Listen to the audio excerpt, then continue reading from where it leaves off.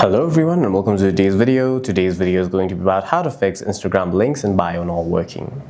For that, the first thing that you'll have to do is make sure that you're putting the link in the correct field. For that, we're going to be heading over to our profile icon, tap on edit profile, and make sure that you are putting your link where there is written as add link, not in your bio.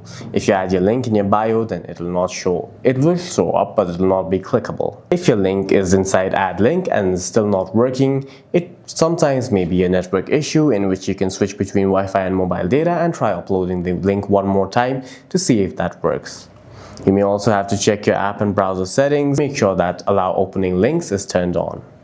The other thing, it may be an app glitch, in which case you'll have to open settings on your device, tap on apps, tap on Instagram, tap on storage and cache, and clear the storage and cache of Instagram.